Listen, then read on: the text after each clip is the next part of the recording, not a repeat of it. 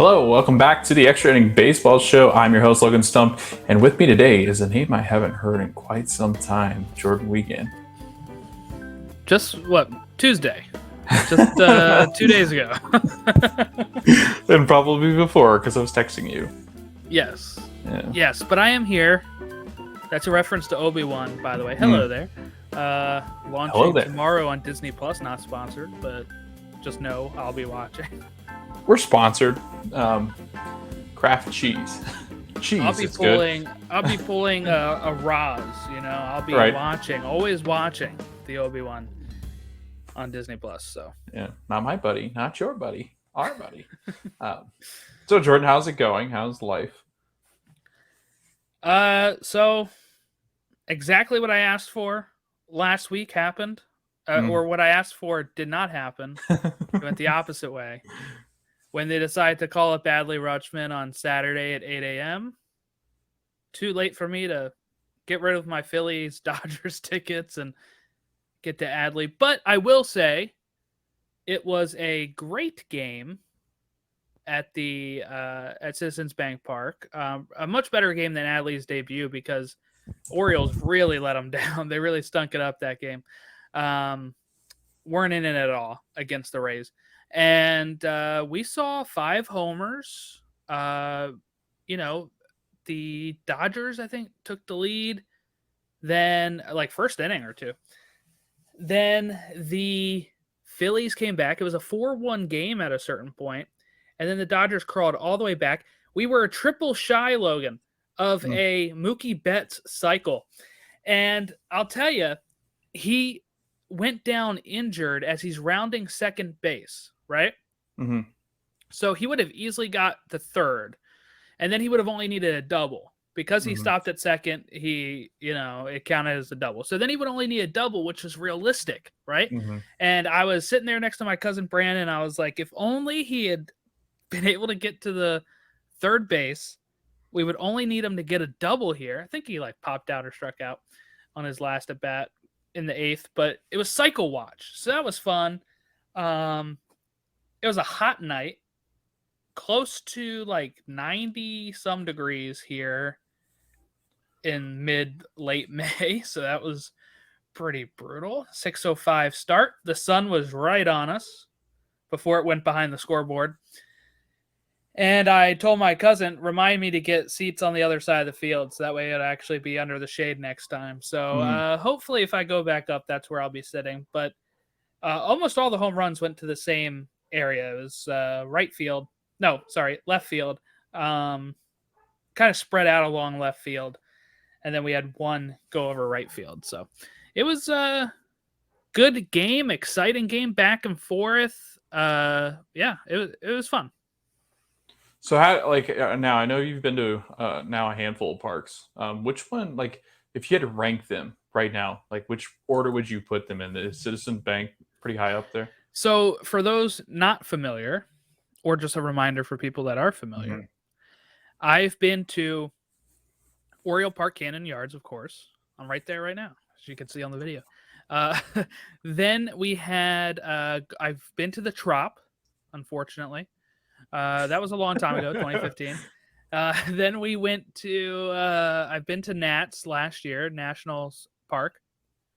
And I've been to Citizens Bank Park last year and this year. Last year for an O's game. This year was my first time. I just figured this out, by the way. This was the first time I've been to a game where I was a neutral. Isn't that insane? When I went to the Rays game, it was an Orioles Rays. When I went to the Nats, it was Orioles Nats. When I went to Citizens Bank Park last time, it was Orioles Phillies. So this was the first time I went as a neutral, which I'm accustomed to for soccer at times. But kind of just sitting there not having to worry about who's winning or anything. I was kind of rooting for the Dodgers just because I loved hearing the Philly fans boo it's all around the stadium. So that was fun. But that was the first time I'd been to. Oh, Mookie Betts also made a great throw to get somebody at home to keep the lead at some point. So that was another good play to see live. And that was so those are the 4 stadiums I've been to. I'm going to PNC Park in a week, about a week and a half, Mm-hmm. week and 2 days, something like that. Saturday the 4th. So right now I'd rank them as Trop's got to be number 1, right? Just kidding. It goes Camden Yards, Citizens Bank Park, Nats Park, Trop. Is how I'd rank them. So I figured you put them. I don't know. Citizens Bank Park is very Camden Yards reminiscent. In fact, this book I have here that talks about ballparks rips it to shred because of that, which I Really? thought was, after I'd gone there, I got these books for Christmas, and I was reading it like, oh, I really enjoyed Citizens Bank Park. Let me read their section on that. And man, they rip it to shreds. I'm probably going to bring that up in my video that I'm making on it. My cousin Brandon's a photographer, so we got some great photos, some great videos that I'm going to put at the end of the video, because the first half of the video is going to be about my first trip there. Mm-hmm. But it was, they rip it to shreds like that. But it is hitter friendly, of course, as you can tell from the 5 home runs. I saw no home runs the last time I had went in like a late September day, so this was a great change of pace for that, and it just has great atmosphere. It has, that big Liberty Bell sign for the Phillies logo that they light up at certain times. That's really cool. They do have a section. It's kind of like the warehouse. Of course, it doesn't have the warehouse, but it's like this section when you enter in the left field gate. And if you enter in there, it's like this nice brick area where you're walking. You can check out the bullpens. You can get really close to the bullpens. They have like this nice standing area where you can kind of like have your food and, eat your food. There's some restaurants there. You go, we were sitting in 304, section 304. So that was upper right field, row 2. So that was cool. Around some noisy people though, but yeah, that was it's a great stadium, I will say. Nats Park is nice too. Really, the one that I would say is really bad is the Trop. There's parts Really about bad. the Trop to like. Yeah. There's this part that's cool that always stuck out to me in the Trop is where you can kind of go under in like the concourse thing, right? And they have like these great photos and stuff. Like they have a whole thing dedicated to game 162 of 2011 when Longoria hit the home run over there. And I've talked about it on this show before, but that day means a lot to me baseball wise, because the Orioles had helped knocked out the Red Sox. Then that opened the door for the Rays to get in. So that was a really cool thing. They had some stuff there, but otherwise the field, the roof, all that kind of stuff sucks for the Trop. But yeah, it's really great to go to Citizens Bank Park. I wouldn't mind going again, really. Like, I think I might add it into a rotation here of every so often going up there. Because, hey, I haven't seen the Dodgers before. That was really cool to be able to see some of these Dodger players on the East Coast. Yeah, and everything I've heard about PNC Park, since you're going to visit there, my dad went to PNC and sat like right next to the Cubs dugout, and he said, obviously Wrigley's always going to be number 1 for him, but he said just PNC does something that not many cities and stadiums can do, because it frames Pittsburgh really nicely out over the river, and they've got the nice walking yellow bridge. And he says it's breathtaking. The stadium, it's really nice. It's in a really cool area. Like by here's the my river. issue when I go to Pittsburgh, right? Is that I'm actually sitting in the outfield, so I'm not sure if I'll have that view. Oh yeah. So I will have to walk look around. I will have to walk around and take some nice photos of it. Yeah. But yeah, so it'll be a little different for me, because I was kind of debating that with my friend Dave. Like, do you want to sit where you can see the view, or do you want to sit there and look towards the field? Like, where are you guys we sitting? decided the outfield. Are you sitting in right field? Oh, geez. Let me check my tickets.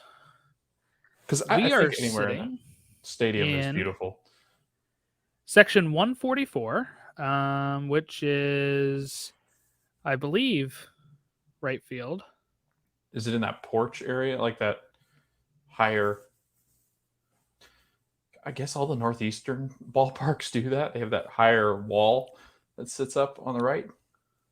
Let me see. Section 144 is okay. It is right by where it says Riverwalk. So it's kind of 145 is down the right field first base fair line, the foul line.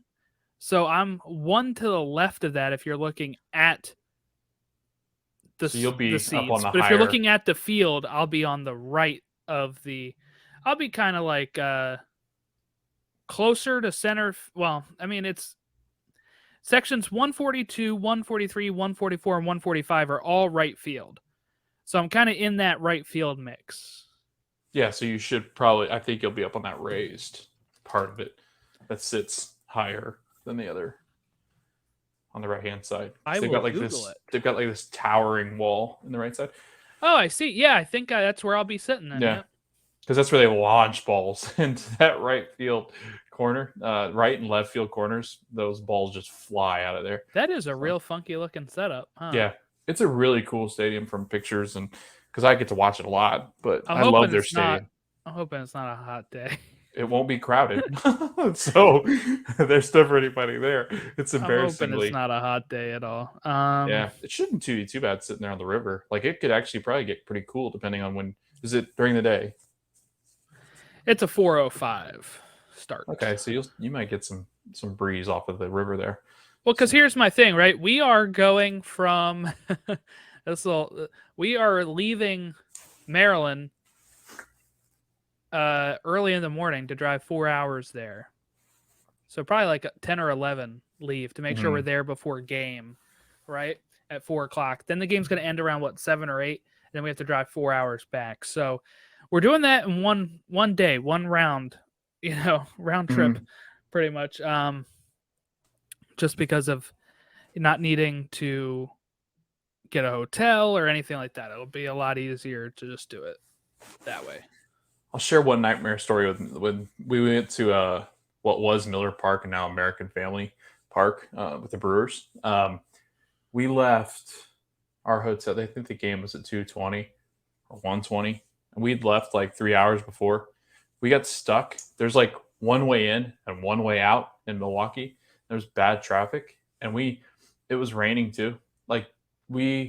I was so mad. We were there, and we sat in traffic for probably like an hour and a half, 2 hours, and missed like the first portion of the game. It was awful. Like it was the worst. But that being said, it was one of my favorite parks that I've been to. So I don't know. We drove past it on the way to your wedding. Yeah, you would. When we landed in the airport, we had to drive past it. So yeah, it is very cool. It's the only stadium I've ever been to like that isn't a football stadium where the parking lot's around the stadium.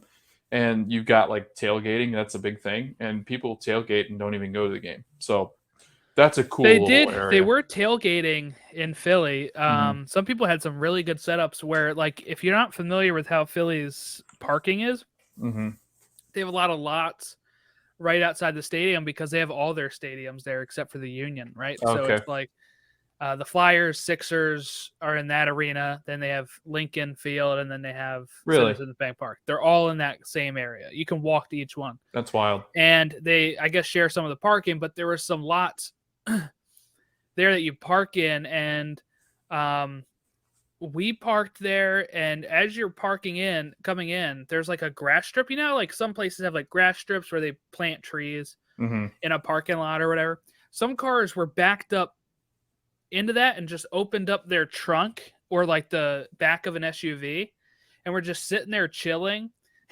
with the grass having like where they were like putting their coolers and where they were putting their grills or whatever, and they just had like a nice setup compared to some of the other places where it's just spot after spot after spot. Like whoever got there early knew to get those spots so they have the grass. That's interesting. I didn't know they were all three right there because I know it's way out in the city, like way away from the city, like those arenas. Yeah. I thought so because I remember whenever we played or whenever you played Citizens Bank, like, and they show the city, it's so far off in the distance, and you're like, God, that's a really far away from the city. But I didn't know they all three sat there. Yeah, watch. I'll share this. Let me share this for you. And if anybody's familiar, just interested, if they're, actually watching, not to go too long here, but it's right here. So Flyer Sixers, they have Xfinity Live, like a place for like concerts and stuff. Yeah, and then they have Phillies, Eagles, and the parking lot that we parked in is like over here. That's really cool. I mean, there'd be sometimes, I guess, in the fall when all of them. Well, no, because the Philly or the Sixers. Well, I don't know. They'd be close to starting because they start around October. It'd be cool if all three of them played. You know what I mean? Yeah. I think the Phillies would have to be in the playoffs to meet up with basketball, if I can Yep. remember correctly. So, But it's a nice little complex area. It'd be nice if the Union could kind of get around here, I guess. It'd make them a little bit more not out in Chester. popular, I guess. As much as I like Subaru Park, but I think it'd make them a little bit more popular. All right, enough stadium talk. That's fun. That's a lot of fun to do just because I think I want to say, Jordan, that a majority of baseball fans, I think everybody's bucket list for baseball, if you're a real fan, is to visit every stadium known to me. Yeah. I don't know why it is about what it is about this sport. I think because baseball's so unique. Yes, I think that's the thing. Baseball is unique dimensions, unique feels, atmospheres, history, right? Yeah. Having Fenway or Yankee Stadium, Dodger Stadium, some of these places that have huge history compared to whatever new complex that like MetLife Stadium for the Giants and Jets. Yeah. And all those look the same. Yeah. All those stadiums look the same. They're just big circles with whatever. Yeah, basketball is very similar too. Like besides the I don't know, they're if I say basketball, really the only ones are the Gardens, TD and TD Bank, and then which used to be Boston Garden, but and then or they still call it Boston Garden, and then Madison Square, and then Staples Center maybe. But like basketball is basketball; it's a court, and it's not even Staples Center anymore. It's some crypto thing. Right? Crypto Magic or whatever it's called. But anyway, so we'll keep talking stadiums eventually.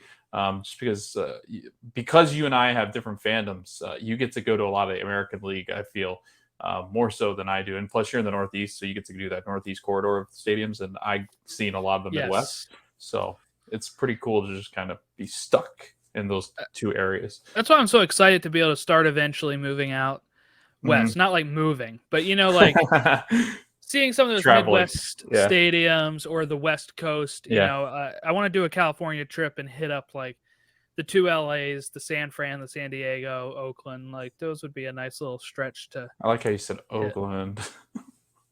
Well, I mean, Coliseum.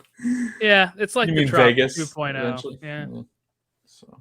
Or hopefully a brand new Oakland stadium. Yeah, maybe. Hoping they have some really cool areas there. I don't know why they don't just get the city behind them. But let's talk about the standings, Jordan. There's some changes. There's not been a lot of changes in the top teams because they just keep going and going and going. Like the New York Yankees, who sit atop the AL East, 31-13. Tampa Bay Rays, 26-17. Blue Jays in third at 23-20. Boston Red Sox at 20-23. The Baltimore Orioles at 18-27. Not the worst team, so that's good. Minnesota Twins, AL Central League leader, or the division leaders, 27-17. White Sox, 22-21. Cleveland Guardians, about to the Angels, 18-22. The Detroit Tigers at 15-28, and the Royals at 14-28. The Astros lead the West at 29-16. The Angels at 27-18. The Texas Rangers at 19-23. The Oakland Athletics at 19-27. Seattle Mariners at 18-27. Switching over to the National League, 19-17 are the Mets leading the NL East. The Atlanta Braves at 21-23. Philadelphia Phillies, who you got to see, 20-24. The Miami Marlins at 18-24. The Nationals on the bottom of the division at 15-30. And then the NL Central, 28-16. The Milwaukee Brewers lead that division. The Cardinals at 24-19. The Pirates at 18-25. The Cubs at 18-26. And then the Reds at 14-30. The Los Angeles Dodgers lead the NL West at 29-14. The Padres at 28-16. The Giants at 24-19. The Diamondbacks at 23-22. And the Rockies at 20-23. So those are the current standings. If you look over at the wild card, the Tampa Bay Rays and the Los Angeles Angels lead in that wild card race. The Toronto Blue Jays in the third spot at 23-20. And then the White Sox, Red Sox follow them. If you look at the NL, it's going to be the San Diego Padres and the St. Louis Cardinals atop the NL wild card, followed in behind with the Giants, who are tied with the Cardinals at 24-19, the Diamondbacks in the hunt, and the Atlanta Braves. So pretty interesting. I think we're at a quarter of the year now from what I've seen, I think, on The Athletic, on that last link. And so we're a quarter way through the season. Jordan, anything you want to talk about, kind of start us off? Yeah, I got let me, I guess, finish about Dodgers Phillies game that I went to. Just because I talked about last week that I was going to look and see, what I could tell was going on with the Phillies. And, Schwarber 1 for 4, Castellanos 1 for 3. No, sorry, Castellanos 0 for 3, Schwarber 1 for 4. Castellanos did walk, though. Harper 1 for 4, Bohm 1 for 4, Hoskins 1 for 4. Odubel Herrera is, 1 for 3, Segura 1 for 4, Real Muto 0 for 3, Bryson Stott 0 for 2. I mean, it just wasn't a great at bats at all. And Nola, the starting pitcher, goes 5 1/3, 5 hits, 4 runs, strikeouts 9 though, but gives up 2 home. 5 of those hits are two home runs. And then at one point they bring in Alvarado, who's going to get the loss, by the way. And my cousin and I just kind of look at each other. He had like a 6-something ERA at that point, and it balloons now to a 7.94 as of that game. And I just didn't understand. He went 2/3 of an inning and gave up 2 runs, 2 hits, walks. There was a lot of, I guess they only walked 4 people, but I will tell you, it seemed like a consistent theme for all of the people that were pitching for the Phillies. They couldn't find the strike zone. Just could not locate it at all. And from where I was sitting, I can't tell if it's like they get squeezed or not, right? There's only 2 walks that the Dodgers gave up, though. But, they didn't start off too hot either. White started on the bump for them, 2 1/3 inning. They had a quick pull on him, giving up 3 hits, 3 runs, a walk and 2 strikeouts. And then David Price comes in. He gives up 3 hits and a run out of 1 inning. And then they kind of settle down. And in fact, they don't give up a hit, Logan, the rest of the game, the Dodgers. That's how bad the Phillies offense was that time. So once it got to 4-1, right? It was 4-1 in the bottom of the 4th inning. And then the Phillies never got a hit again, as then the Dodgers go on and score 6 runs to complete a comeback and then win by 3 runs. So I saw home runs from Mookie Betts. That was in the 3rd inning. 6th inning, Will Smith. Barnes hit one in the 9th, which I thought was funny. They pinch hit Barnes for Justin Turner. And Justin Turner had a great game, by the way. He was 3 for 4. And we're like, why are they pitch hitting Justin Turner? Maybe, I don't know. He was just DH. We didn't really get it. And then, I don't know, 2 pitches into that bat, it's a home run. And I'm like, whatever they saw, they knew what they were getting, I guess. I don't know what made them make that decision, but they made that switch and he hits a home run, and it was pretty great to see that. But yeah, mainly the offense is still very anemic for the Phillies, and they couldn't find the strike zone at times, and it really hurt them a lot. I don't think there was any errors that I see here. So nothing like fielding wise that was really bad, but I don't know. It just seemed, they got off to a hot start and then they just got shut down once the Dodgers adjusted, and then they didn't really have any answers. So I do want to say Phillies have apparently the number 1 toughest strength of schedule right now, with the Orioles in number 2. So you have to say maybe they're not doing so bad if they're 20-24. So maybe if they get to an easier part of the schedule, they'll get a little easier. But Atlanta is up to 2nd place in that NL East now. Yeah, Mets have faltered a little bit, losing streak of 2 games, but they're still, like I said last week, 7 games up. They're still 7 games up even after all of that. So don't even really know. I don't know if anybody's really going to catch them. Yeah, it's interesting that you mentioned the base on balls because if you look at base on ball per across the staff, I mean they're up there in the bottom, or they're down in the bottom 10 or so across the league in walks issued for their pitching staff. In 388 innings, they've given up 145. I think it's 1, 2, 3, 4, 5, 6, 7, 8, 9. Yeah, they're in the top. They're in the bottom 10.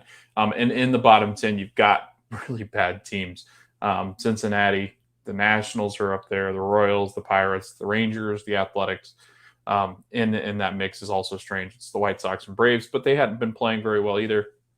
But it does look like that their staff has really struggled finding the strike zone. And then if you look at their starting pitching, Jordan, you look at Aaron Nola, who's had a pretty good season with a WHIP of .994. But other than that, you start to go down the list, and guys like Kyle Gibson, Zach Wheeler, Ranger Suarez, Zach Effin, like they're just not great.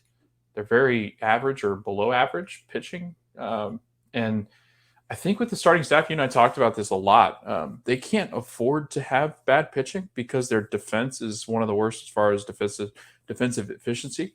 They are the worst in the league, so they're not going to help you. While they might not be making errors, defensive efficiencies taking into consideration balls that they should have or should track down that end up being hits. And then if you look at WHIP, WHIP is calculating based on balls plus hits over 9 innings. I will say, there was one for sure that Herrera in center field. Mm-hmm. My cousin and I both thought he could have got to it, and he lets it one hop, and I think it scored a run or so. Like I felt like he could have gotten there. Mm-hmm. So yes, there is some things like that I've noticed, but like that doesn't really show on the score sheet as much. But but still, I feel like that was the only one I really noticed that they should have had that they didn't really get. Yeah, and baseball's a game of inches. I mean, we talk about it a ton. If you're taking bad angles to the ball in the outfield, like you said, Jordan, it's a perfect thing. In baseball, you can look at stats and stat sheets, and you can say, okay, that looked good. What happened? A lot of times, that's what happens. I mean, guys not making good throws, not hitting their cutoff man, doesn't go down as an error, but it might advance players to other bases. So it really is a struggle. And I know in a game recently, they made 2 wild errors that scored a run, ended up costing them the game. So the Phillies at times have been just atrocious on the defensive end. And then you throw in not such great pitching, and they do need a top of the line starter. But then you also add in the mix, like you said, Jordan, you look at their batting averages and you look at their OPS and their on base percentages and stuff.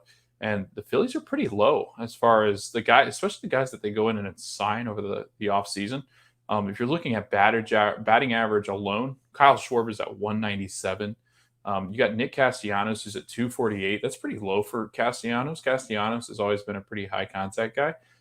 So that's a pretty low average for him. The OPS is what's concerning too. I mean, you look at guys that should be providing more pop, and they're not.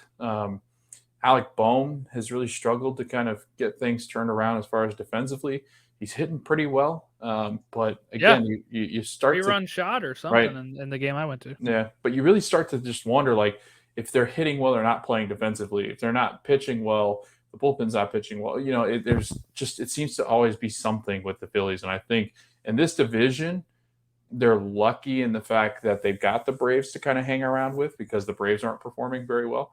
But I think soon, Jordan, they've got to both be very careful, and especially with the Mets missing who they're missing. If the Mets get anybody healthy, I mean, this division could end up being pretty disastrous for both of these teams, and the Mets just take it completely away. And I just want to shout out the Dodgers because I told my cousin numerous times as we're watching this game, that's what good teams do. Yes. Working the pitch counts, getting walks, being able to make a comeback. Mookie throwing somebody out at home, like all of that stuff was just the epitome of what a good team does. So just wanted to shout them out as well because sometimes I think people get too caught up in what the other team is doing wrong when we're not seeing so much on what the other team's doing right. And it was just a pretty good game from the Dodgers. I was really impressed with them. Like I said, first time I'm able to see them in person, and in person it's always different than TV.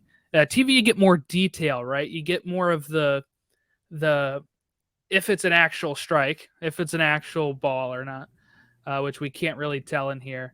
But I mean, Mookie made something happen, man. He got they actually had to challenge it, but he had this weird rundown thing in third where they try to tag him and he dodges it, but they still tagged him out when they threw it to third and got him out. But it was enough to get a runner over to second. He shouldn't have probably been caught off on that, but he did enough to get the other runner over, to avoid the tag and not have it be a dreadful double play. The only hiccup really, I think, for the Dodgers, it was there was some really weird base running on third from the Phillies, and the Dodgers just did not actually do the rundown right, and the runner was able to get back to the bag and nothing happened, and it should have been just an easy out. So that's really the only lapse of anything I saw from them. But what I wanted to bring up as well before I wanted to go back to those before I pivoted to this team. The Seattle Mariners, Logan, spent a crap ton of money in the offseason. I guess maybe not a crap ton, right? But they go out and get Robbie Ray, right? They start bringing up their young stars. They make some trades, and they are the same record as the Baltimore Orioles, who, by the way, have like a $30 million payroll. So this just proves that you can't just say, well, spending money is going to make it all right. Whatever is going on with this team is not going on right? Kelenic had to get sent down. Robbie Ray, Logan, is pitching he's 4 wins, 5 losses, and he's got a 4.75 ERA. Not great. No. Not great at all. His hits per 9 innings is 7.7, which is second lowest on the starting staff, but still not a great. I mean, their whole ERAs, if you look at their starters right now, Robbie Ray, 4.75. Logan Gilbert, 2.60 for their young prospect. That's pretty good. Chris Flexen has a 4.98 ERA. Marco Gonzalez, a 3.74. Matt Brash, who I guess got sent down. He's on the 40 man. I don't think he's pitching anymore. 7.65 ERA. And George Kirby, a 4.50. So I don't really know what to say about the Mariners. We were kind of talking about how this is the year they have to really turn it on. Baseball Ref still has them as a playoff odds of 5.3% to make the postseason. I'm starting to think that's looking a lot lower now. If you're all the way down with like the Orioles for record wise, you're already 11 games back of your division, which you wanted a chance to win. And the wild card, you're probably only 5 or 6 games back, but they need to start turning it on. Like you said, you're a quarter of the way through the season. They're either going to have to make moves when it gets to playoff time, like the trade deadline, or they're going to have to just say, oops, we're not ready this year either, and try to make another run next year. Yeah, so if you look at their Pythagorean win-loss last year, so this is what what a lot of people talk about when they're talking about like luck and teams overperforming records. Last year's Pythagorean win-loss record, Jordan, do you want to guess what it is? Wasn't it like 70 some wins? Yes, 76 and 86. Which, if you know anything, they finished with 90 wins last season. Yes, it was a lot of one win. So it's a lot of one-run games. It reminds me of the 2012 Orioles when they made the Okay. playoffs. Logan, they were like they broke a record, I think, for how many games they won by 1 run. Mm-hmm. And a lot of people said they overshot the Pythagorean theorem, but 2013 they were competitive again. For whatever reason, this team isn't, and they even added to it. So I'm not even sure. Their Pythagorean record for this year right now is 19-26. They're 18-27. So theoretically, they should only have one more win. So they're not really. They're actually underperforming the Pythagorean instead of overperforming it last year. So their starting pitching has been atrocious. If you look down their starting rotation, at least the guys that are listed currently, like you said, there's not ERAs under like it's very rare for any of them to have ERAs under 4, which isn't good. I think Logan Gilbert, their best pitcher this year so far. But like you said, I mean, I think you mentioned that Matt Brash, I think, is not even on the 40-man or is on the 40-man roster, but has since sent down, not on the active roster. Currently with the majors, and he had a 7.65. But then you've got, like you said, Robbie Ray 4.75. You've got Chris Flexen at 4.98. So those are bad. And then Jordan, if you look at their averages as well, they're so low compared to the rest of the league. They sit about league average, right above league average when it comes to OPS, which is not good, especially if you're going to be a contender in the majors. But if you look at their averages, I mean, it's got to be concerning. And I actually was listening to The Athletic. I forget who was what it's called, but The Athletic's baseball podcast, and they were talking about it. And they were talking about Jared Kelenic. And a lot of the scouts, Jordan, and I didn't know this is not great. I mean, obviously there's still time, but they said usually when a top prospect comes up like this and struggles the way that he did, it usually does not bout well for the actual person that is up for the prospect. They said sending him down, they said he looks completely lost at the plate, didn't really look like he could handle the pitching that was coming at him, where they said that Adley looks on the other side where it's more like he's attacking the baseball, whereas Jared Kelenic is kind of got these hands tied up and he can't quite get caught up to the speeds, and he's having a hard time with off speed. He's having a hard time just getting adjusted to the league. And they said the more that this happens for a young kid, the worse that it can be, because it can just tank a career. And I feel bad because it's like you wonder, but then if you watch Adley Rutschman and then watch him at the plate, they look totally different. One looks scared and one's like, this moment's mine. Well, the good thing, what I really liked about watching Adley, not to take too much off the Mariners, because I do have some other points to add, but I watched his first at bat while I was at the Phillies game. I put it on my phone. Yeah. And he strikes out. Comes up the next time he walks. Mm-hmm. But just the difference, he's actually like, I forget the stat, but he is seeing like about 5 or more pitches in at bat, which is higher than any other player in baseball right now. Yes. And if you watch him, I love watching him at bat. Even if he strikes out or walks, he is so patient. He sees like I said, around 5.5 to 6 pitches in at bat. Last night he went like I think 10 pitches and worked a single or something, and then also got a single on like a first pitch the next at bat. But he just is patient, and he's got a great eye, Adley Rutschman. When you see him take some of these, and you think they should, you think catchers should have a good eye because they're used to seeing the ball coming to them. They should be able to tell what type of pitch it is. They should be able to know where it's going. And I think he does have that.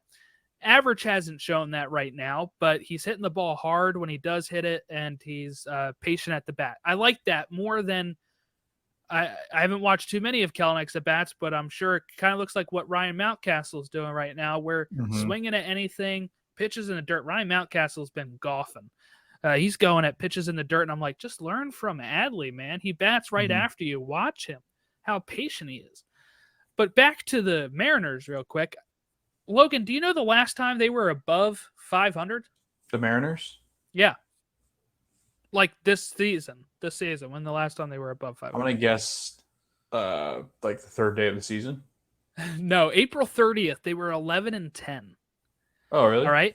Yes. They also had lost on that day, though. They had lost 4 in a row. They were at 11-7 on April 27th, and they were 11-6 on April 26th. So they lose 4 in a row to become 11-10. They win another game on May 1st. Oh, so they were above 500 on, hold on, May 2nd was the last time. They were 12-11. And then they go to 12-12, 12-13, and they fall. In 24 games this month, since we were recording, they have won 7. Oof. 7 games, 17 losses in their 24 games in May. In April, they were playing okay. 11-10, you can build off of that. May, for whatever reason, has been really bad.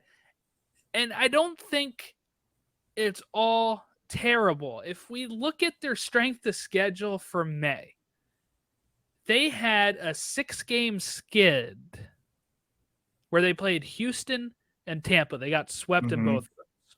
Well, actually, they didn't get swept in the Tampa series. They won They 1 eked out of it out. 4. Yeah. But there was 6 straight losses at that point. Then they faced the Phillies.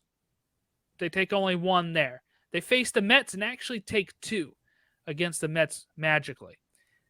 Then you have them lose 2 to Toronto. They lose 4 to Boston. And then they only take 1 out of Oakland. So this kind of a mixed bag. Some teams they performed well against, but they had a really tough schedule when you add in like Houston, Tampa, Philly, even New York Mets, Toronto, Boston. Like that's just a pretty brutal stretch. That's a 10 game road trip from May 13th to May 22nd, where they went up and down the East Coast before going back to Oakland. Going back to Seattle to face Oakland at home. Well, they got Oakland out of the way. Now they have to face Houston again, and then they have to face Baltimore, where they might get a reprieve. Who knows? And then they go to Texas, then Houston, Boston. They got a pretty tough schedule right now. But May was pretty brutal for them when they had a little bit manageable time in April when they faced the Twins, the White Sox, Houston, Texas, the Royals, Tampa, and Miami. So what I'm saying is we still don't know who they really are, right? I think with how tough their schedule is, maybe it's a little too harsh on them. But also that April schedule, Minnesota wasn't playing that well then. The White Sox weren't playing well then. Houston had kind of a little bit of a bumpy road to start the season. Texas wasn't good. The Royals weren't good. Boston wasn't good. And then they start their losing streak really with 2 losses to Tampa and 2 losses to Miami, who was actually performing well back then. So I probably lean more to them not being a good team. I think they're better than what they're showing. At this point, though, if I'm a Seattle fan, I'm happy if they finish 500. Yeah, and I think the other damning fact of the matter is it's good and bad. You're in last place against 2 teams that I think are 2 of the worst teams in the whole league. When you're talking about Oakland and then you're talking about the Rangers, who I don't think they're good. They got better because of the middle infield duo, but I don't think the Rangers are a very good baseball team. I think they're at least bottom 8 team, I would say. So that's not good. And you're behind them when you come off a season that, again, you had 90 wins, yet you were projected at that 76. So which team really are you? I think they're showing that they're more of that 76, so roughly around 80 win team. But like you said, Jordan, that's still 80 wins is still not good for 500. You're still going to be 2 games shy. So I think that's kind of what they're looking at. And like you said, I think, Jordan, if you're a Seattle Mariner fan, you look for, can we finish at 500? And then you can build, right? If you finish at 500, you're the average team, right? But I think you can build then, right? I think you can take a step forward. If you're under the 500 mark, that's when you start to see teams shed. And there's a lot of guys on this roster that they could end up shedding. They did, they went pretty deep to spend with Jesse Winkler and Eugenio Suarez. So you're spending a lot of prospect stuff there. You're spending money there. You're going to end up maybe losing a lot of money with them. They're both hitting 216. They're both underperforming, I think, the value in which they thought they were getting. Suarez actually has been the better of the 2, and Winkler was the reason they go out and get. They thought, hey, this is something that could put us up over the edge. Now, Jordan. Well, it's funny you say that. They both are batting 216. Yeah, it's weird. But Suarez wasn't doing as well and Winker was. So you're Yeah. expecting more from Winker. You were expecting less from Suarez. Yeah. So it kind of comes into this weird situation here. Julio Rodriguez is playing pretty well for a rookie, right? 267 average. That's good. Yeah, that's good. He's been great. He's been fun. Ty France is doing really well for them right now, 331 average. JP Crawford, 296 average, but it's really the rest of the team kind of struggling overall. Yeah, and speaking to the strength of schedule, man, they got a bear of a second half start too. They play the Yankees a bunch. They play the Astros and the Angels. It's like, oh gosh, you just don't get a break until you do get a really, really sluggish second half towards the end, where it's like the last month they play like the Guardians, the Royals. They play a bunch of those teams. So it's, they're going to play the Athletics a bunch. They're going to play the Rangers. So they've got time. It's not a kind of a dying situation, but it surely is not what the Mariners expected. But I do kind of want to go back because we were talking about a team that I do want to start like kind of the conversation about. We've talked about the Angels a lot. We kind of hit on those Giants, but we don't really ever we talked Dodgers, but I do want to talk more Dodgers just because Jordan, I want to bring up an interesting fact. And I was looking through here because I was like, you know what, they've been really consistent. Jordan, since 2013, do you know how many times the Dodgers have not finished first in the NL West? Since what year? 2013? 2013. Yeah. So our college program. Well, we know for sure the Giants won the division last year. That's correct. Did the Giants... Was it just the 1 year? Yeah, you're right. Okay, because I was going to say the Giants won it all in 2014, right? But they were a wild card. They were a wild card team, yep. Those Giant teams were so fun back then, by the way, 2010, 2012, and 2014. Oh, yeah. They were so much fun to watch. Every year they had somebody different, right? That kind of just came up with this. Like Joe Panic recently, I think he's retiring, and he was one of the – he's one. I think was it Buster, Kapler? Of course. Yeah, Buster. I think Kapler was with him at one point or something. Now they've got Jock Peterson doing that similar thing. Like it just feels like, we'll get to the Giants, but I wanted to throw that out there. And then Jordan, if you look all the way back since 2008, the Dodgers have finished in first place in the West 1, 2, 3, 4, 5, 6, 7, 8, 9, 10 times since 2008. They've owned that division. Wow. Which is wild because when we think about the West, Jordan, who's the more successful team? It's the Giants, right? Like World Series wise, yeah. It's really strange to me. So, well, that was kind of always the narrative of the Dodgers until they won it in 2020, right? Is that they get there and can't they win their division and fall apart, right? That they haven't been able to get over the hump, and then they did in 2020. A lot of people discount it because it's a short season, but. You still have to win the World Series. You still have to win those games. Somebody was always going to win it. On a neutral field. I don't hold it any different. No, really. So yeah, that was that is an interesting stat, but I don't have too much else to say about them. I guess they're just consistent. I mean, of course, they spend money to be consistent. I was kind of sad. I think Freddie Freeman went like 0 for when I was there, and I wanted to see him get a hit. But he got booed every time he came to the plate, by the way, too, because he was a former Brave. So they are the top pitching team when it comes to WHIP, which is a stat I look at when I'm trying to determine if they're the best. And then OPS, they're the top OPS team in majors. So both pitching and hitting. This team, again, it's time and time again. There's consistency. Walker Buehler, he's about as consistent as they get, and he hasn't even had one of his, he hasn't had like one of those crazy seasons as far as whip's concerned. But then you got Tony Gonsolin, I think that's how you say it, who's been really good in his starts that he's had 8 starts, and he's kept the ERA to 1.62.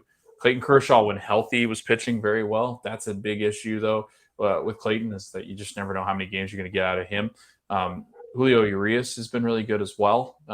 They've got like this Jordan, their worst ERA on the starting staff is a 3.30 ERA.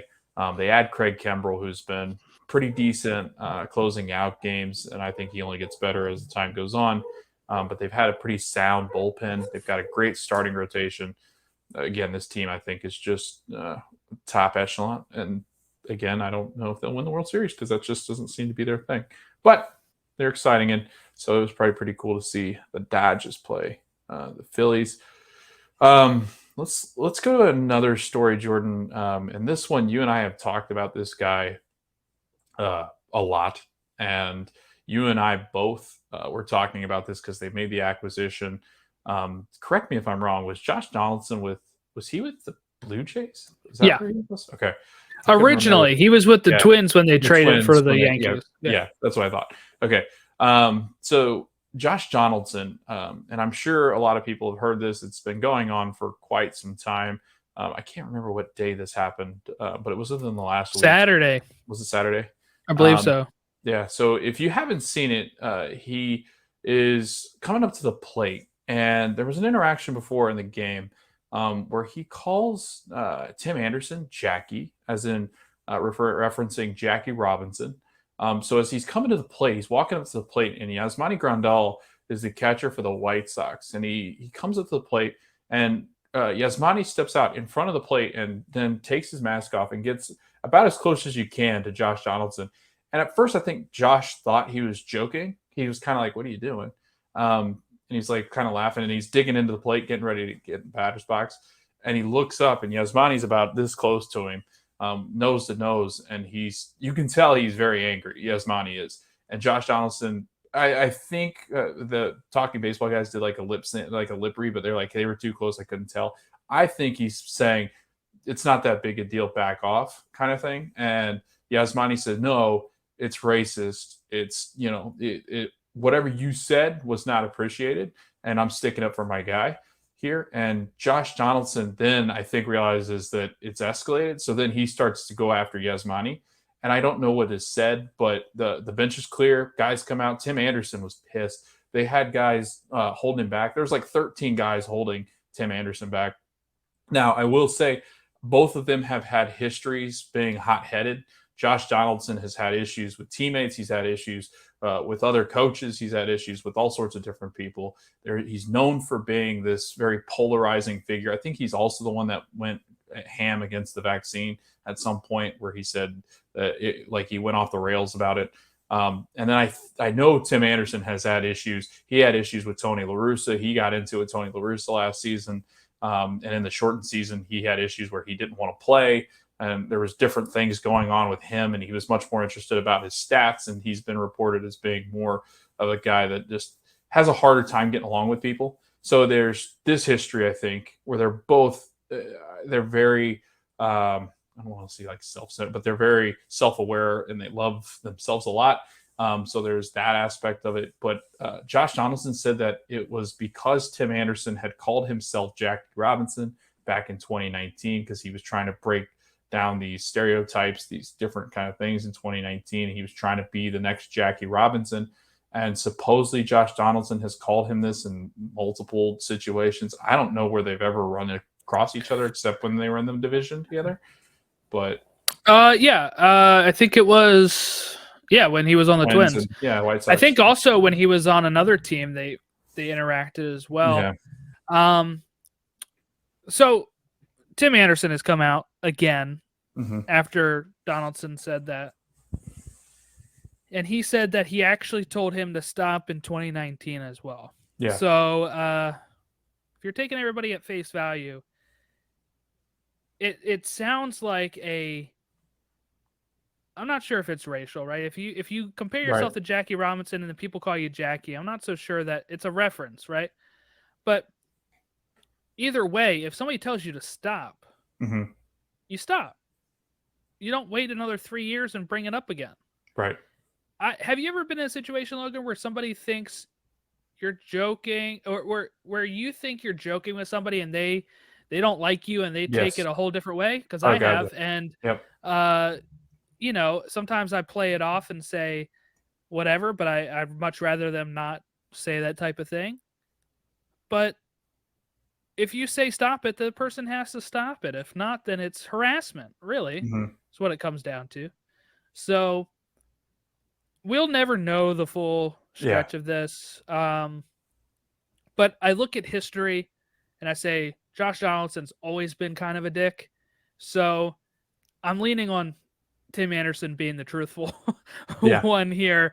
Josh Donaldson is always been that way, and I just can't take what he says seriously. Back on May 13th, when he was with Donaldson, or back, I guess this was last year, Donaldson played for the Twins. And Anderson, I can't tell if this is like referencing this last series. No, it couldn't have been. So yeah, this was, I think, last year. I don't know. But anyway, Donaldson had been at third, and Anderson had slid pretty hard into him. And then the bench is cleared in that situation. So that's been an issue. Like, those two have had issues. So that's where I kind of find the problem is, like, Josh Donaldson might have been joking in 2019 when nothing had happened. But, like, as time has gone on now, I do think it's more of like, I don't know, like it seems more racial or more provoking now, because he's like, I don't like you. And it is. We'll never know this clear indicator, because Donaldson's never going to come out and say, yeah, I said it because he's black. And Tim Anderson's never going to come out and say, no, I think he was joking. Just because I think they're both very polarizing figures, and I think they both are in the wrong in a lot of this situation, just because I know they've both had past of getting involved with people. But again, it's tough to tell with this.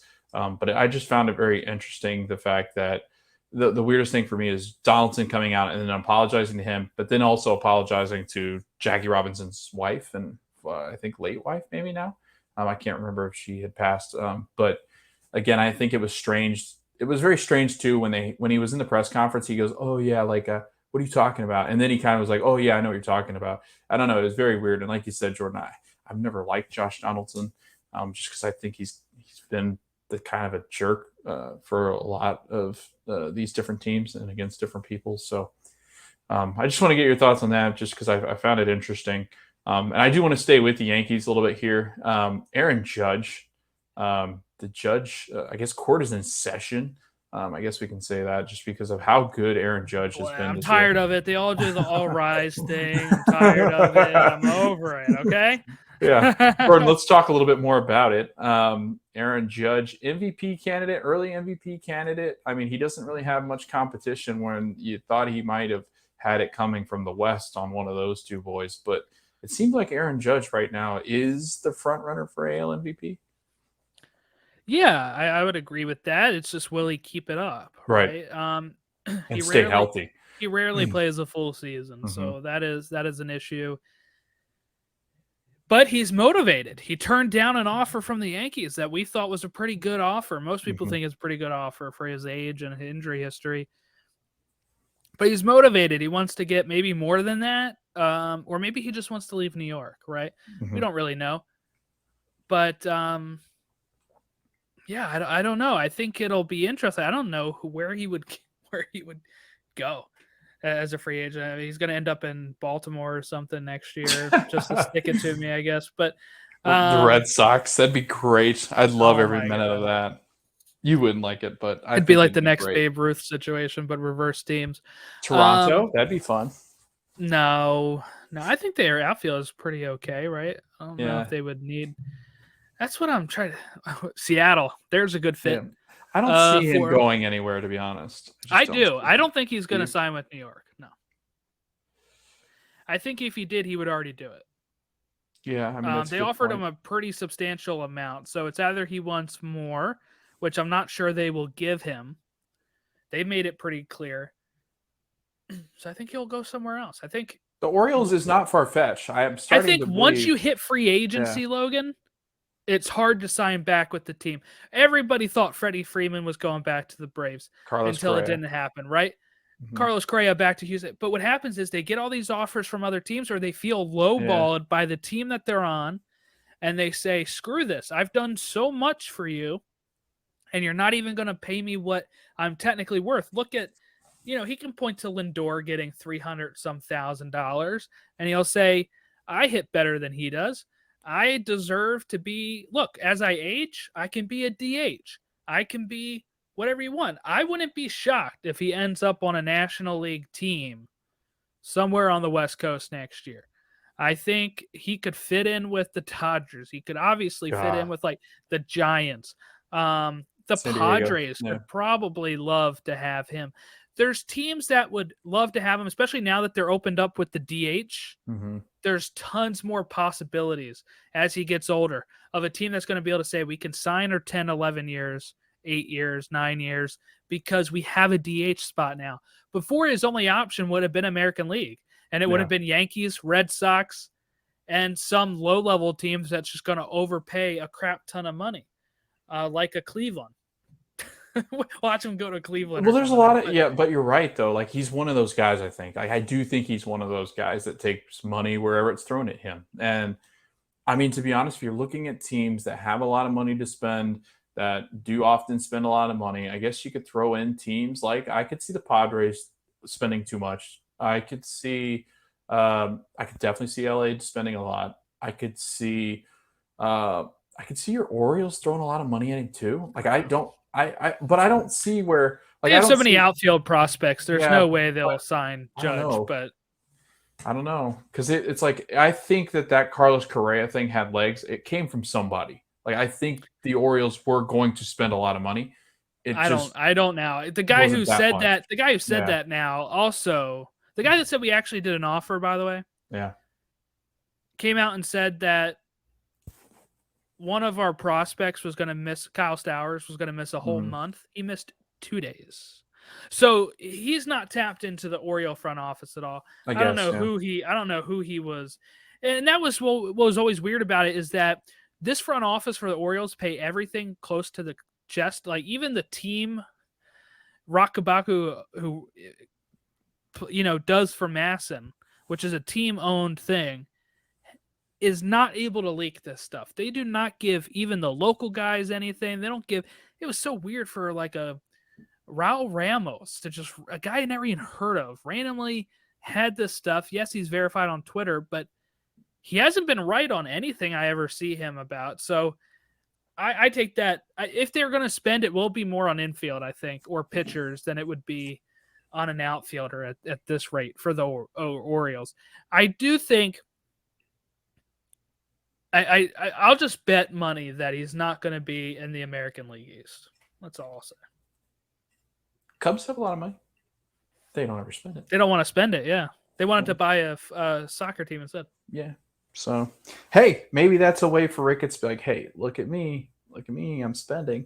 I don't know. The Cubs always surprise me, so I wouldn't be shocked if he was a DH candidate, but I also know they've got a really crowded outfield. So, all right, let's talk about the Twins. The Twins, Jordan, have gone on a roll here. They're 8-2 in their last 10. They're up to 27-17.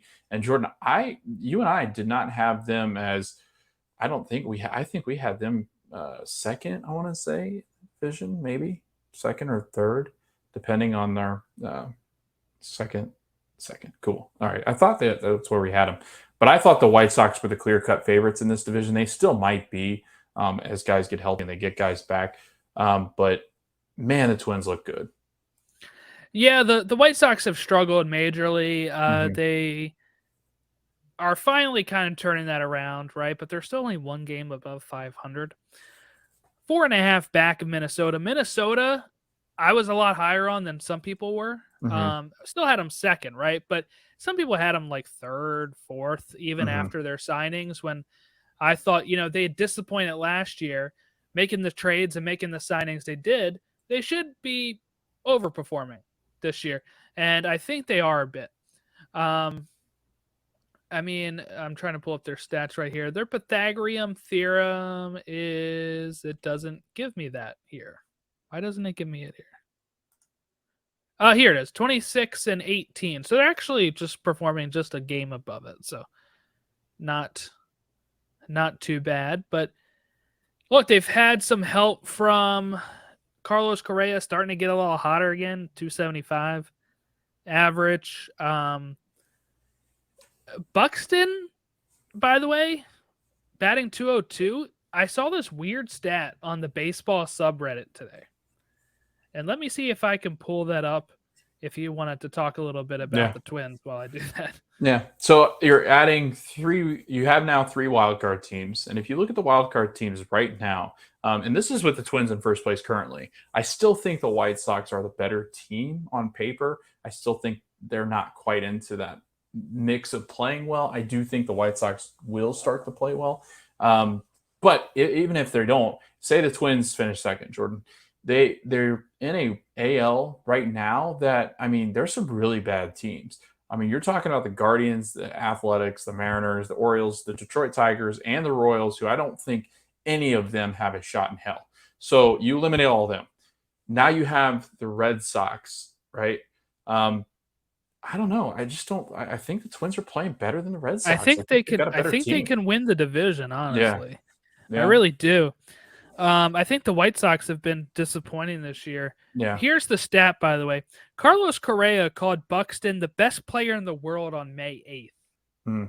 Since then, Buxton is batting .071 batting average with a WRC plus of 19, and he's currently 0 for his last 27 at the time of recording. That's not good usually. 0 for 27. No, so you know what I would say is don't call your teammate the best player in the world and don't jinx them, right? I mean, baseball is funny that way. You know, you get people with the yips and stuff. Yeah. But it is just odd that since that happened, it's gone the other direction for him. They've just paid him some money. You know, he's healthy again. You'd like to see him be able to rebound. He's got the second lowest average on the team right now. Ryan Jeffers with a 200 average, but Luis Arias, is that how you say it right? Arias, I think. Arias, first baseman, 25 years old, batting .347 with an OPS of 861. By the way, pretty impressive. So you know that's been pretty good, but that's their only player above 300. So. Just been a lot of little things, I guess, getting them over. Their pitching's been pretty good. Sonny Gray, 260. Bailey Ober, 255. Dylan Bundy, 454. Not great. Former Oriole. Joe Ryan's on the IL.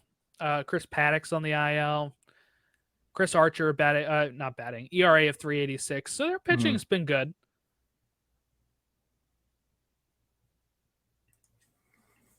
Yeah, and I know they're really good with they're usually really good with their farm. I'm trying to pull up the rankings right now because they're usually pretty close to top 10 with their minor, but I think they've kind of emptied it out since. Yeah.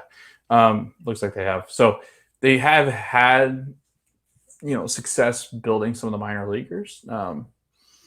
So I mean, I think going forward they'll do the same. They'll still remain the same. My thing is, Jordan, though, I don't see. I actually say it's 100% chance that Carlos Correa does not return next season. So this is like a one and done thing because I do think there's a lot of teams that were. I just think because of how short the offseason was, he was like, to hell with this. I'm just signing something because he's getting paid well for a year. If you start to think about it, like I could see him totally switching and going NL East somewhere. Or I could see one of the NL Central teams throwing money at him because all three of them wanted him. It was just a matter of, can I throw money at them? I'd hate to see the Cardinals get him, but I do feel like that's a very typical spot where the Cardinals would go, okay, fine, we'll open the pocketbook and we'll sign people because they're really having a hard time in the middle infield right now. So I think that's a realistic chance. I think the Astros are still realistic. Just because I think he would still consider, hey, yeah, I'd still go back.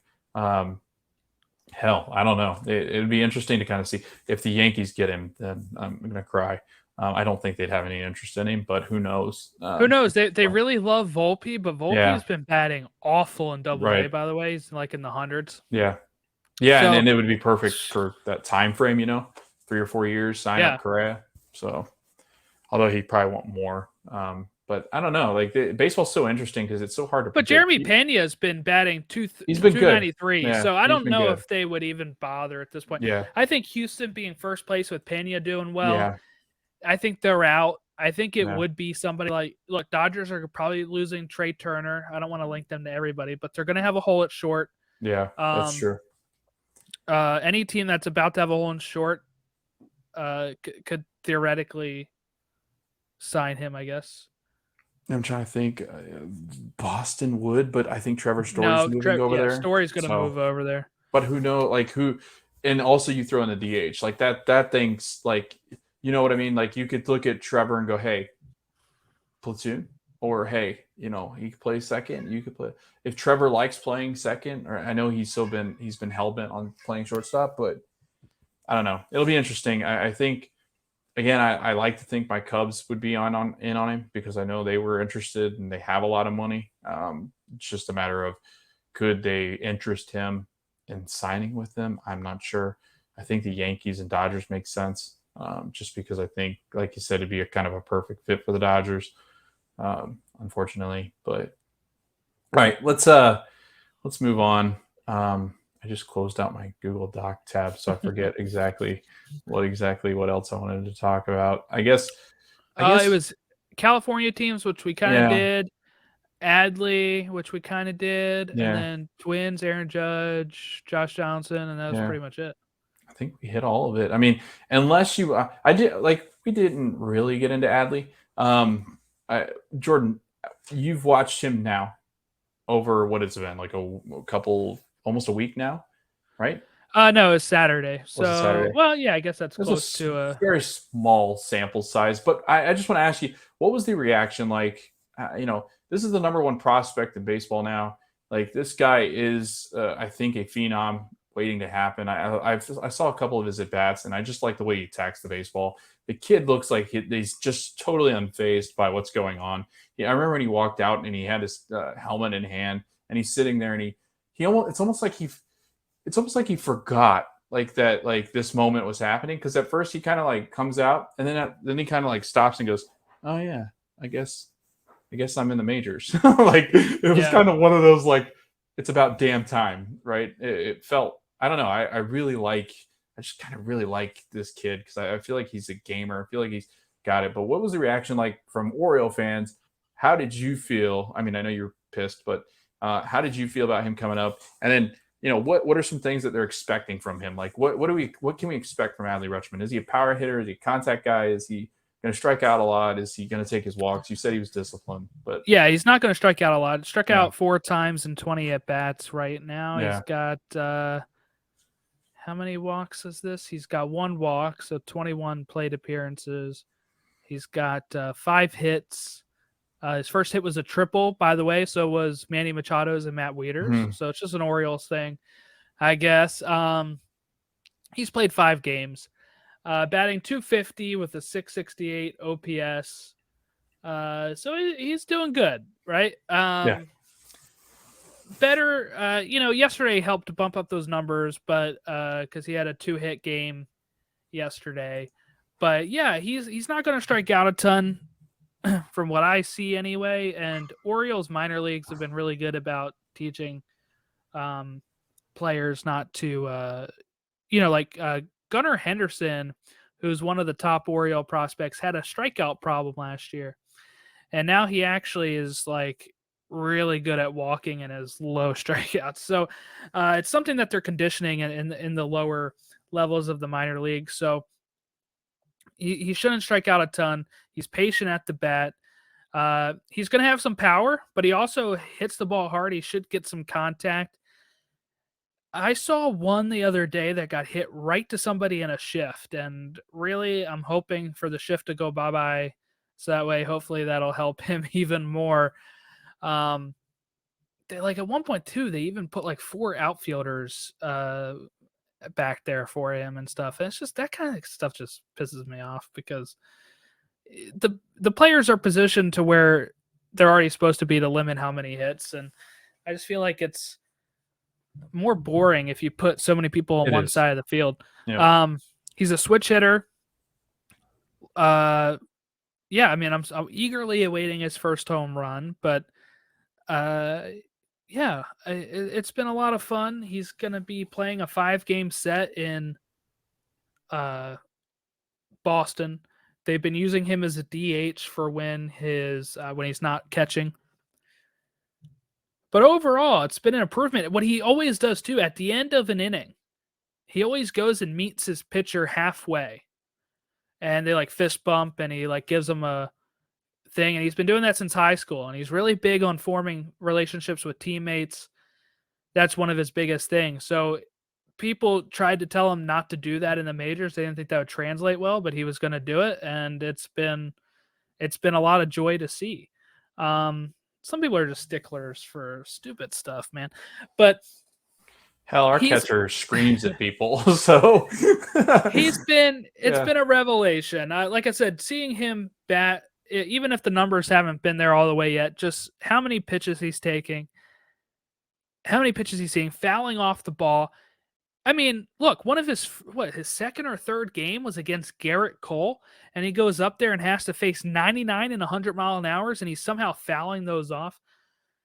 It was trial by fire. His first series was against Tampa. His second series was against the Yankees, and now he's got to go face Boston. So it's trial by fire for him, but he's been so much fun to watch.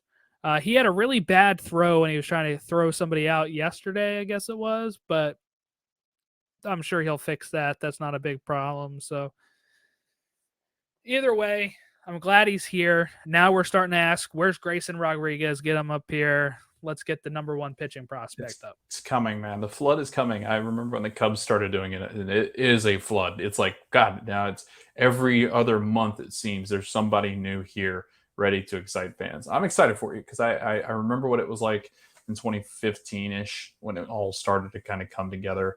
2014, 2013-ish is when they all started to come up and kind of come through the ranks, and you're just seeing them tear up the minors, and you're like, gosh, this is going to be crazy when it gets here. And it's important to have somebody like that, though, with Adley. Like what you said, is that he's so into the camaraderie. He's building that core because the young core needs somebody like that. The Cubs had Rizzo.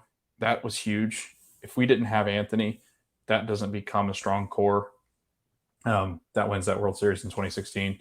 So you have that guy, and he's going to be in the league before some of these other younger guys get there too. So it's interesting times in Camden, but I was impressed with Adley. I'm impressed with the fact that he's just carried himself so well, and he's had to do what Chris had to do. He's had to bite his tongue on the whole service time crap, and he's done it professionally, and hopefully he has a better relationship with the ownership because of his work ethic and stuff, because I know it kind of tarnished the relationship between Chris and front office when all this stuff happened. So I think I watched a lot of behind the scenes stuff with him, and he has a great head on his shoulders. And you know what's cool? It feels like destiny. He went to Oregon State, and they were orange, black, and white as well. Yeah. And they even had the white panel hat and everything. And I was like, this is perfect. He was like born to be a Baltimore Oriole. So hopefully he'll be a Baltimore Oriole for life. And guess what? Buster Olney will finally retire number 35, so you can shut up about it. But it won't be for Messina. It'll be for Adley Rutschman. There you go. All right, Jordan, I think that wraps us up. We hit on a lot of stuff. I think we had some really good stuff today. And we're a quarter way through the season, so we're really starting to see these divisions kind of form. We can finally start to get some of these wild card talks going because there's 6 teams, man. It's pretty much wide open. A lot of underperforming teams, but again, as the summer goes on, you start to see some of those other teams slow down a bit, and some of those other teams start to catch up. So I don't imagine the Yankees stay as hot as they are. I imagine the Mets will have some slowdown. But you'll start to see some of these teams that start to kind of pick it up. The Cardinals always seem to be lying in the weeds. I know the Toronto Blue Jays and Red Sox, they have a hard time staying quiet to let the Rays and Yankees just kind of control that division. So interesting times ahead. The summer months are here, Jordan. It's a grueling time if you're a baseball fan, but it's a time that can make a season and push you further into the postseason in October. I'm ready for the ball to fly out. I'll tell you that much. So come on, summer weather. Let's get the offense going, because this is still one of the lowest averages in OPS and all that kind of stuff. So boring.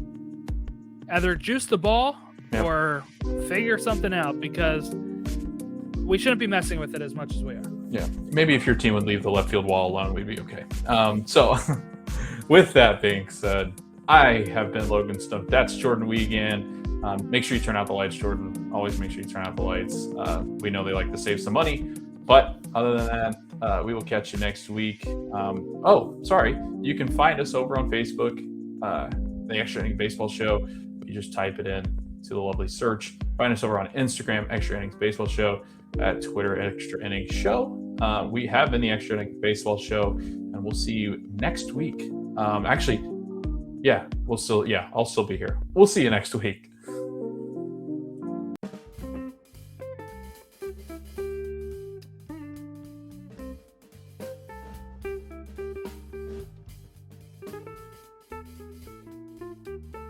The Extra Innings Baseball Show is hosted by Logan Stump, edited and produced by Jordan Wiegand, and we hope that everybody enjoys us talking some baseball in this MLB 2022 season that is upcoming. Thank you.